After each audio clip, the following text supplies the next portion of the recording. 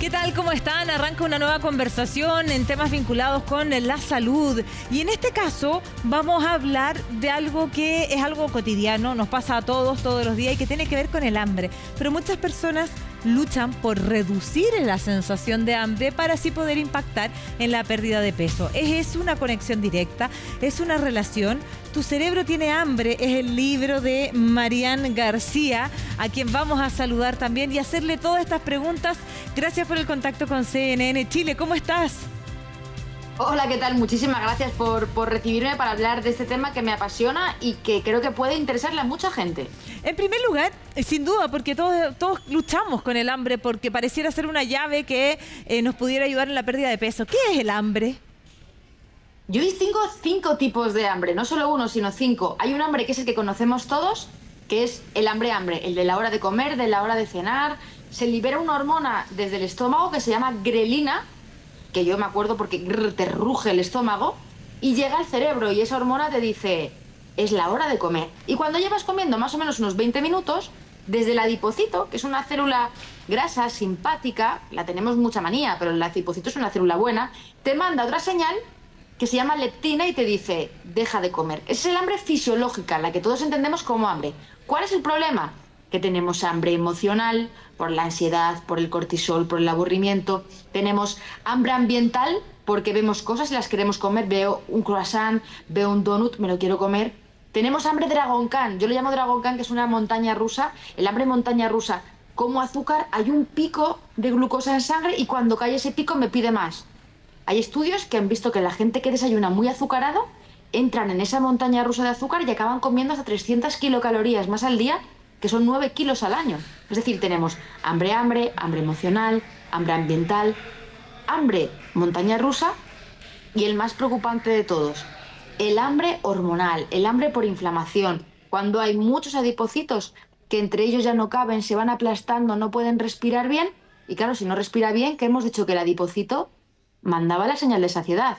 Si el adipocito, el pobrecito, está así, ya triste y no puede hacer nada, lo que ocurre es que no manda la señal de saciedad. Comemos más adipocitos que se van espachurrando, más inflamación y muchos problemas en todo el cuerpo. Bueno, ahí está clarísimo entonces la explicación de los tipos de hambre y cuál es la razón. Ahora, a mí un tema que me gusta mucho tiene que ver con la alimentación. Y hoy día estamos llevando una alimentación aquí occidental basada en ultraprocesados y mucho azúcar refinada, muchas harinas. ¿Eso provoca que yo tenga más hambre tal como lo explicabas? Bueno, realmente las harinas que comentas, las harinas refinadas, el azúcar, son la comida favorita de las bacterias malas. Sabes que tenemos en la microbiota bacterias buenas, bacterias malas. Las bacterias buenas son capaces de producir unos compuestos, el butirato, que viaja al cerebro y te produce saciedad. Pero si comemos muchas harinas refinadas y mucho azúcar, no tenemos bacterias buenas, tenemos bacterias malas. También esa comida ultraprocesada, muy rica en calorías, en energía y poco en nutrientes, hace que tengamos más adipocitos cada vez apelmazándose y tengamos más hambre. Es decir, esa mala alimentación no es solo por lo que nos provoca negativo, sino por lo que nos perdemos. Si en vez de tomar un postre como una fruta y tomar fibra, tomar antioxidantes, tomamos algo negativo, estamos privando a nuestras bacterias buenas de comer. Estamos privando a nuestras venas, a nuestros capilares sanguíneos, de esas propiedades positivas, ¿no?, que tienen los alimentos que son más antiinflamatorios o más probióticos. Ahora, yo tengo acá y estamos compartiendo el libro Tu cerebro tiene hambre. ¿Qué podemos encontrar en este libro? Porque además a pie de página dice son 5 grandes cambios que te ayudan a perder grasa y también, ¿cierto?, ganar salud, que finalmente es lo más importante. ¿Qué podemos encontrar en Tu cerebro tiene hambre? Mira, nos podemos centrar en 3 cambios. Yo lo que ofrezco son soluciones prácticas para que la gente aprenda a cuidarse. ¿Cómo lo vamos a hacer? Obviamente, perdiendo grasa si lo necesitamos, pero ganando en salud. A mí me gusta mucho hablar, en vez del eje intestino-cerebro, que se habla mucho, ¿no?, del eje intestino-cerebro en la microbiota, del eje intestino-cerebro-músculo. Uno de los grandes cambios que yo propongo en el libro, y está en la página 269, que lo hemos planteado de manera súper gráfica, es el método del tris-tras y del cucu-tras. ¿Qué es el tris-tras?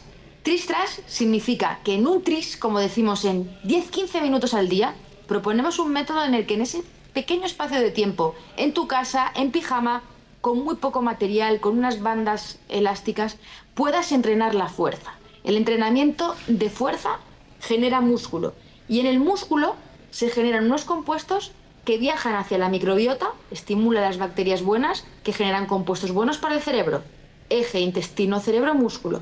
Pero en el músculo, con ese ejercicio de fuerza, con esos 10-15 minutos todos los días, que proponemos ejercicio, cómo hacerlo, esos compuestos, que yo los llamo superquinas, porque tienen superpoderes, científicamente es como una polipíldora natural antiinflamatoria, viajan al cerebro y generan neuronas. Es decir, hoy sabemos, y esto no se sabía hace 20 años, que el ejercicio de fuerza, generar músculo, no es para vernos guapos en el espejo, para ser el más musculitos de la clase, sino para generar neuronas, para generar más hueso, prevenir la osteoporosis, mejorar la microbiota, mejorar todos nuestros sistemas. Ese es uno de los grandes cambios, el método Tris-tras.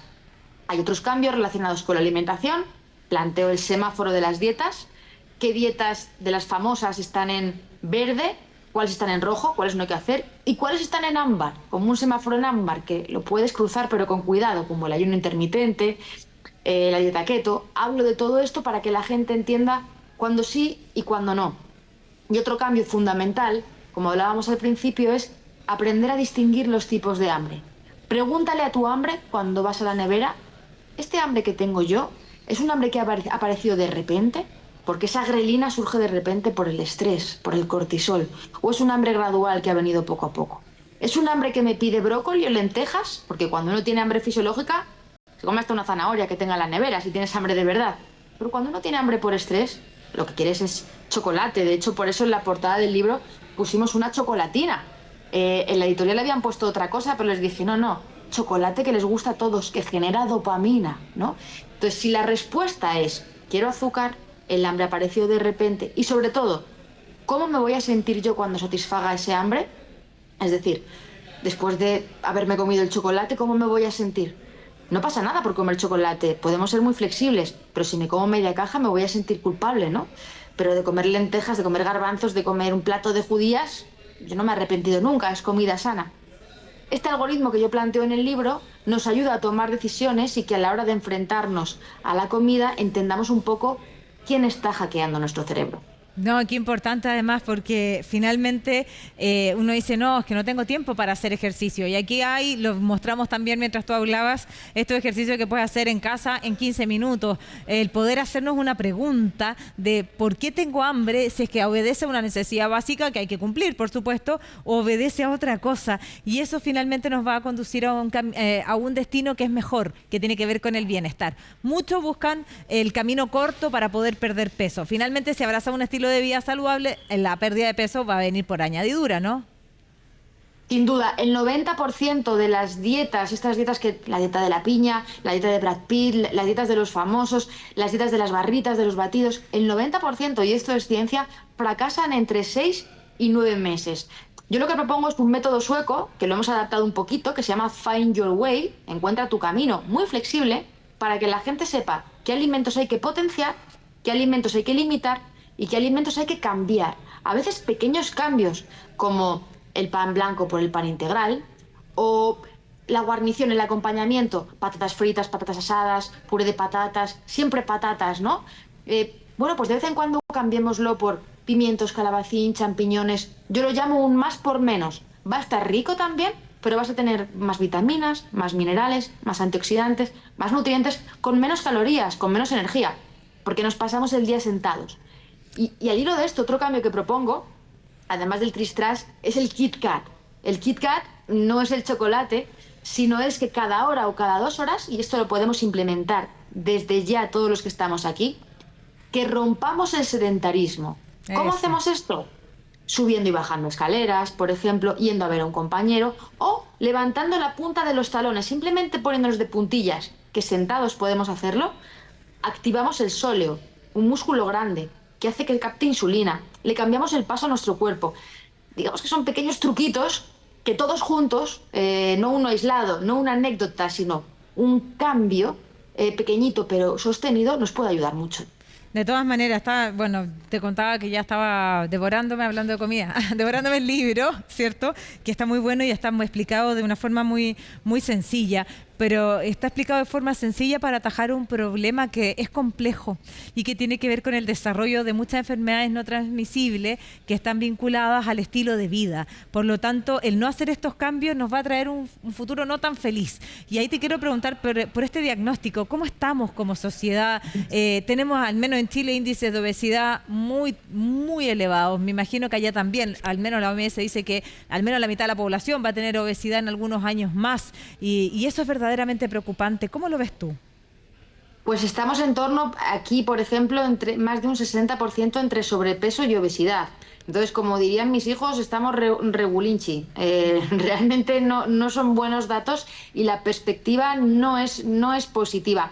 Es cierto que ha habido unos datos esta semana, bueno, hace unas semanas que han salido, en el que ha disminuido ligeramente, ha habido como un repunte hacia abajo y se puede atribuir este cambio, lamentablemente, no que hayamos tenido estilos de vida mejores, sino la aparición de estos nuevos fármacos, de los que también hablo mucho en el libro, de estos fármacos que son inyecciones que inicialmente eran para la obesidad y que realmente sabemos que funcionan para la pérdida de peso, son fármacos muy efectivos con receta médica siempre y que, bueno, son estrategias que junto al ejercicio y junto a la alimentación pueden mejorar. Esta es una gran novedad, ¿no?, con respecto a la perspectiva que tenemos. Gente que tiene obesidad, que no responde a otros tratamientos, que fármacos lo que funcionan, yo siempre lo ejemplifico con enchufes. Son fármacos que se van enchufando en nuestro cerebro y nos generan saciedad. Esa hormona de la saciedad nos la enchufamos, nos la inyectamos desde fuera, se enchufan en nuestro estómago,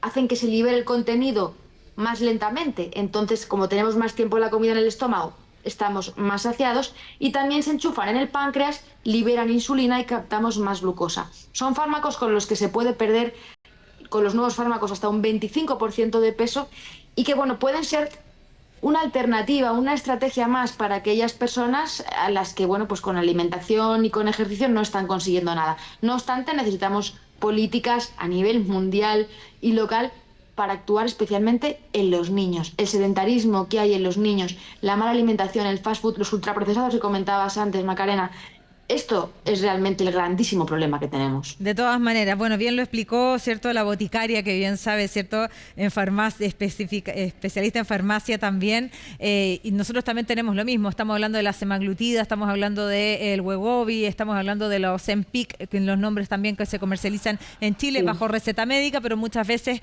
pareciera ser la salida fácil de un camino que tiene que ir de la mano del estilo de vida, de cambiar nuestros hábitos, porque sin duda los resultados van a ser satisfactorios. Aquí una herramienta, Tu cerebro tiene hambre, ya está disponible en las bibliotecas de nuestro país para que también, ¿cierto?, puedan entretenerse, porque es una lectura muy ágil. Muchísimas gracias por la conversación con CNN Chile. Gracias a vosotros, muchísimas gracias. Bien, pues ya lo sabe, ya está disponible entonces una lectura además entretenida. Gracias por acompañarnos en esta nueva entrevista en CNN Chile. Será hasta la próxima.